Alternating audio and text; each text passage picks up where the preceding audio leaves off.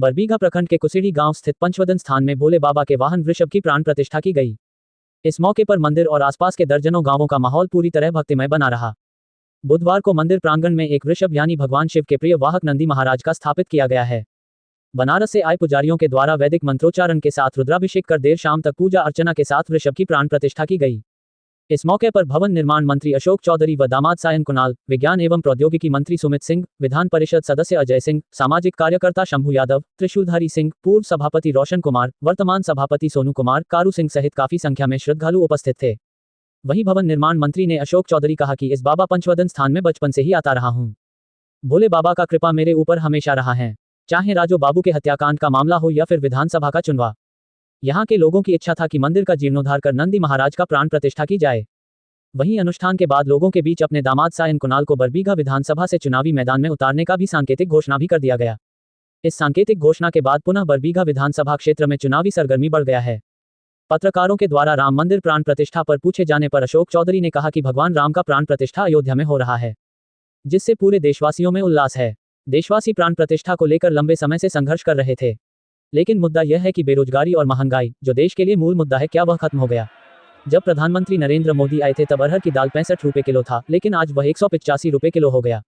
अगर प्राण प्रतिष्ठा के साथ साथ इस पर भी कुछ करते तो प्राण प्रतिष्ठा का माहौल ही कुछ अलग होता। यानी माहौल जैसे इस मंदिर के साथ बहुत लंबे समय से जुड़े हुए हैं। जब एकदम बहुत छोटे थे ना, 84-85 से इस मंदिर में आ रहे हैं। महादेव के प्रति आस्था है, तो पहले भी यहाँ जुड़े हुए थे। सब आज हम जो कुछ हैं तो यहीं के बदौलत न हैं। यहीं के लोगों ने पहली बार प्रतिष्ठा दी, तब यहाँ आगे हमारी सभी मनोकामना को पूर्ण किए हैं। चाहे राजू सिंह के मर्डर केस में फंसे हों, चाहे चुनाव हार गए हों, उसके दोबारा प्रतिष्ठा मिली हो, सब में बाबा का विशेष कृपा रहा। अभी बीजेपी का एक बयान आया कि बिहार में राजनीतिक अस्थिरता हो गई है। विजय सिन्हा का एक बयान अभी तुरंत आया। कौन है विजय सिन्हा? विजय सिन्हा बीजेपी के जो प्रतिपक्ष के नोटिस कह रहे हैं कि बिल्कुल बिहार में अस्थिरता है। उनको लगता होगा तो हर व्यक्ति के बयान के पीछे उनकी राजनीतिक परिपक्वता भी देखी जाती है ना।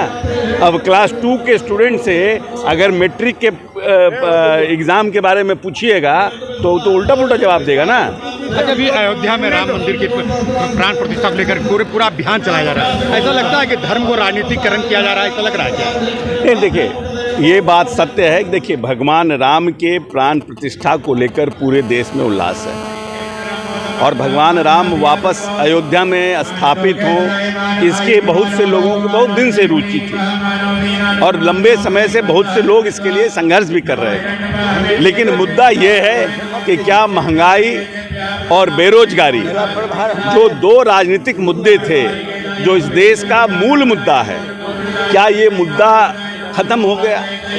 अगर भगवान राम के प्राण प्रतिष्ठा के साथ साथ जो 65 रुपये किलो अरहर का दाल था जब मोदी जी आए थे, और आज 185 रुपये किलो हो गया, उस पर भी कुछ करते प्राण प्रतिष्ठा के दिन, और बेरोजगारी के ऊपर भी कोई बड़ी घोषणा होती, तो भगवान राम के प्राण प्रतिष्ठा के उत्सव का माहौल और कुछ अलग होता। क्योंकि कहा जाता है, हमारे ही लोग पूर्वज लोग कहते हैं कि भूखे पेट ना भजन हो गोपाला। तो गोपाला तो भगवान राम, गोपाला तो भगवान राम को ही कहते हैं ना। तो उनके लिए भी तो सोचना पड़ेगा ना।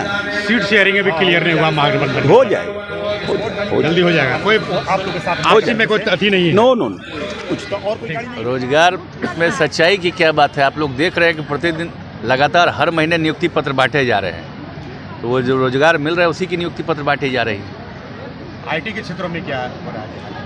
आईटी के क्षेत्र में देखिए, जैसे हमारे अपने विज्ञान एवं प्रौद्योगिकी, हम अपने विभाग के बारे में ही बता दें कि हमारे विभाग में जो पढ़ाई लिखाई का जो व्यवस्था है, हमारे नेता की जो सोच है, उसके अनुसार इंजीनियरिंग की पढ़ाई पूरे विश्व में इससे सस्ती पढ़ाई नहीं हो सकती कि 10 रुपये में इंजीनियरिंग का फीस लगता है और 5 रुपये पॉलिटेक्निक का फीस लगता है, और आप जाके एडमिशन लेके उसकी पढ़ाई कर सकते हैं। और जो हमारी व्यवस्था है, जितने भी प्राइवेट संस्थान हैं उनसे कहीं अच्छी व्यवस्था हमारे पास है। टीचर का अभाव है? नहीं, बिल्कुल नहीं है।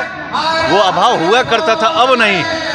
अब आप देख लें, लगातार इतनी बहाली निकली है, इस बहाली के बाद शिक्षकों का भी अभाव नहीं। सत्र वगैरह कंटिन्यू हो रहा है क्या? सत्र जो है नियमित है? बिल्कुल नियमित है, आप देख लें, इस वक्त हमारा नियमित सत्र चल रहा है सब। आप पुरानी बातों को याद करके अब पुरानी बातों को याद करेंगे, लेकिन वर्तमान में जब आ जाएंगे तो सब कुछ सुदृढ़ हो चुका है। सरकार सर अस्थिर लग रही है, ऐसा कुछ लग रहा है, आए दिन जो बयान आ रहे हैं उससे। ऐसा हम लोग को नहीं, ऐसा आप लोग को भले लग रहा होगा, आप ही लोग से सुनते हैं, हम लोग को तो वैसा अस्थिर कहीं देख नहीं रहे हैं आप लोग। राम मंदिर जाना है भैया?